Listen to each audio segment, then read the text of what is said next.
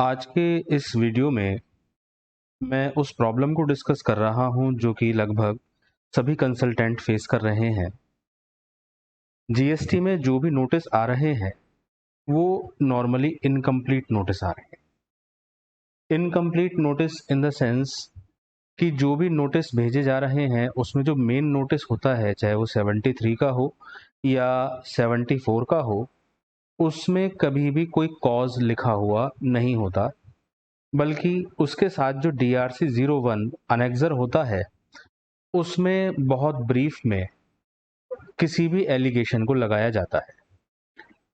इसके अलावा कभी-कभी किसी भी नोटिस के साथ कोई अनेक्जर अलग से अटैच कर दिया जाता है जिसमें एलिगेशंस बताए जाते हैं, लेकिन वो भी पूरी तरीके से बताए नहीं जाते। इसके अलावा जब हियरिंग की बात आती है, आप उसका रिप्लाई करते हैं तो पर्सनल हियरिंग का टाइम उसमें नहीं दिया जाता और ऑर्डर विदाउट पर्सनल हियरिंग आपके अगेंस्ट पास कर दिया जाता है। और जब आप उसकी अपील करते हैं तो अपीलिंग अथॉरिटी भी जो प्रोसीजरल मिस्टेक होती है उसको सुधारने की बजाय उसी को ही सही मानते हुए आपके अगेंस्ट ऑर्डर पास कर देती है। तो इन सभी प्रॉब्लम्स के लिए इलाहाबाद हाई कोर्ट में एक जजमेंट आया है जो कि आया है 5 मार्च 2022 को। रिलेटेड है apparent marketing private limited versus state of UP.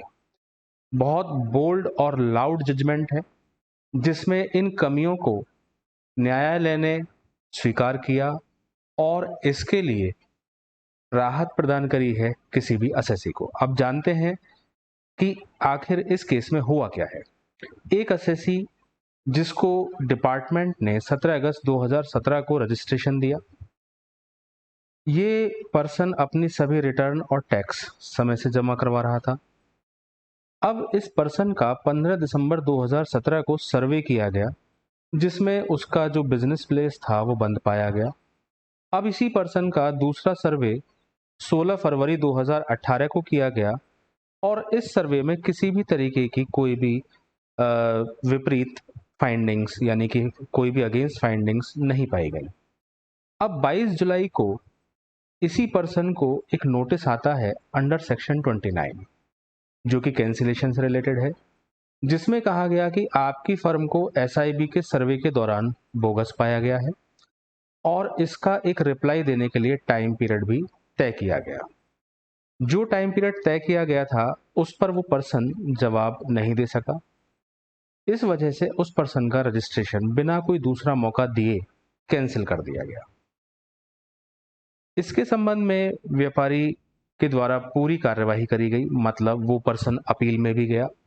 Appeal में जाने के बाद उसे न्याय नहीं मिला तो लास्ट में उसे हाई कोर्ट की शरण लेनी पड़ी। हाई कोर्ट में इस पर्सन ने क्या क्या चीजें कहीं। पहला, उसने आरोप लगाया कि उसे व्यक्तिगत सुनवाई का मौका नहीं दिया गया और क्योंकि व्यक्तिगत सुनवाई का मौका नहीं दिया गया इसीलिए ये जो कार्य है ये नेचुरल जस्टिस के अगेंस्ट है। दूसरा आरोप लगाया कि जो ओरिजिनल शो कॉज नोटिस दिया गया था उसमें ये केवल और केवल ये लिखा गया कि फर्म को बोगस पाया गया। इसके अलावा कोई दूसरा रीजन उस नोटिस में नहीं दिया गया कैंसिल करने का। तो यहां पर उस व्यक्ति ने कहा कि क्योंकि उसे कोई भी कारण स्पष्ट नहीं बताया गया और बिना कारण बताए उसके रजिस्ट्रेशन को रद्द कर दिया गया, इसलिए ये भी नेचुरल जस्टिस के अगेंस्ट है।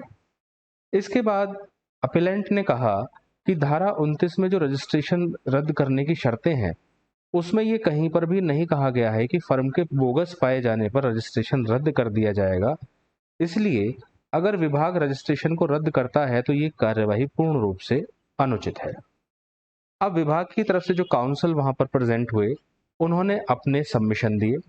उन्होंने कहा कि विभाग के पास पर्याप्त मात्रा में सबूत है जिससे ये साबित होता है कि व्यापारी बोगस है और व्यापार केवल और केवल फर्जी बिलों के माध्यम से किया जा रहा है। साथ ही उन्होंने कहा कि व्यापारी ने जो डेट डिसाइड करी गई थी उस पर कोई भी जवाब दाखिल नहीं किया गया, इसलिए ये अपने आप में कमी है व्यापारी की तरफ से। और जबकि उसे मालूम था कि उसका सर्वे किया गया है, इसीलिए अपील अथॉरिटी के जो भी निर्णय दिए गए हैं उसमें कोई भी त्रुटि नहीं है। अब देखते हैं कोर्ट ने अपनी क्या क्या ऑब्जर्वेशन दी। सबसे पहली ऑब्जर्वेशन कोर्ट ने पैरा 12 में दी, जिसमें उसने सारी जिम्मेदारी डिपार्टमेंट के ऊपर डाली कि जब भी कोई रजिस्ट्रेशन दिया जाता है तो उस रजिस्ट्रेशन को देने की एक निश्चित कार्यवाही है जो कि डिपार्टमेंट करता है। अब क्योंकि रजिस्ट्रेशन देने की जिम्मेदारी डिपार्टमेंट की है और डिपार्टमेंट ने रजिस्ट्रेशन देते समय जो भी कार्यवाही है वो पूरी तरीके से करी गई, तो अब यहाँ पर एक प्रिजम्पशन एग्जिस्ट होती है कि जो भी रजिस्ट्रेशन दिया गया उस समय पर उसका ड्यू वेरिफिकेशन किया गया। अब यदि डिपार्टमेंट उस व्यक्ति के रजिस्ट्रेशन को रद्द करना चाहता है तो यहाँ पर डिपार्टमेंट को यह स्पष्ट बताना होगा कि आखिर किस वजह से वो इस व्यक्ति का रजिस्ट्रेशन रद्द कर रहा है। तो इस क्लॉज की अगर हम मेन चीज हम देखें तो वो ये है कि रजिस्ट्रेशन देते समय जो कार्यवाही पूर्ण करने की जिम्मेदारी है वो विभाग की है, इसलिए किसी भी व्यक्ति को बोगस कहने से पहले डिपार्टमेंट को ये फैक्ट एस्टेब्लिश करना पड़ेगा कि वो आखिर अपने ऊपर ही उंगली क्यों उठा रहा है। इसके बाद हाई कोर्ट ने सेक्शन 29 का हवाला दिया, जिसमें किसी भी फर्म के रजिस्ट्रेशन को कैंसिल करने के लिए शर्त दी गई है। उन शर्तों में मुख्य रूप से जो शर्तें हैं वो यही हैं कि अगर कोई भी व्यक्ति अपनी रिटर्न समय से नहीं भरता है और एक निश्चित अवधि तक नहीं भरता है तो ऐसे व्यक्ति का जो रजिस्ट्रेशन है वो कैंसिल कर दिया जाएगा। इसके अलावा अगर कोई भी व्यक्ति रजिस्ट्रेशन के समय धोखाधड़ी करता है और जानबूझकर किसी भी तथ्य को छुपाता है या गलत डॉक्यूमेंट से अपना रजिस्ट्रेशन लेता है तो ऐसे व्यक्ति का रजिस्ट्रेशन कैंसिल कर दिया जाएगा।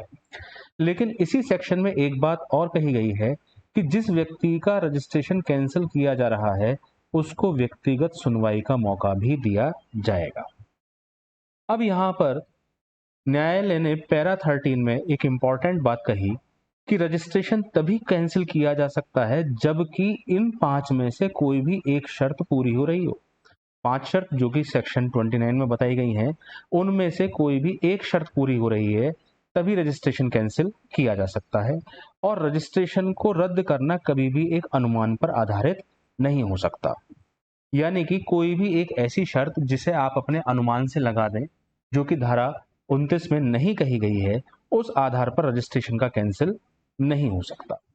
इसके अलावा न्यायालय ने पैरा 15 में कहा कि नोटिस में निश्चित तथ्य होने चाहिए कि आखिर किस आधार पर आरोप लगाए जा रहे हैं।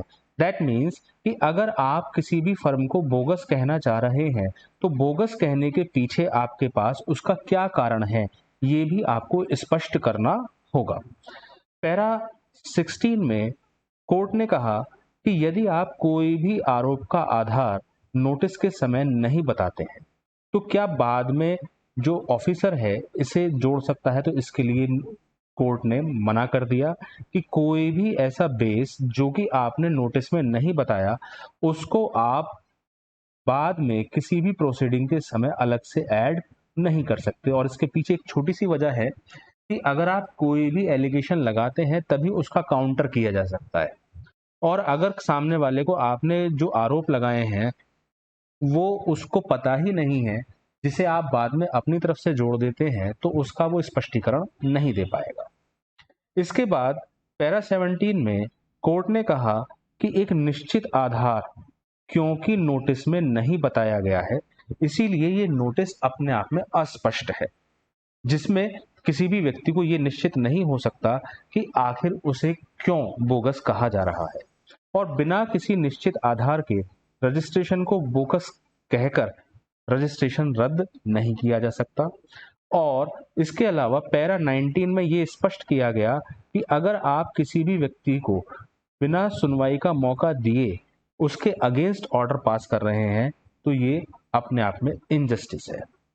पैरा 20 में कहा गया कि याचिकाकर्ता को अपना पक्ष रखने का मौका ही नहीं दिया गया, और क्योंकि ये उसको मौका नहीं दिया गया इसीलिए ये अगेंस्ट नेचुरल जस्टिस है।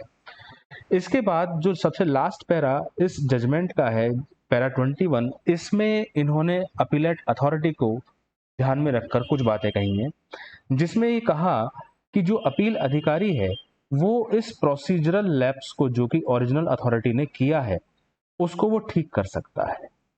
और ठीक करने के लिए कहा गया कि वो उस ऑर्डर को रद्द कर दें और दोबारा से नई प्रक्रिया के तहत उस कार्य को करें।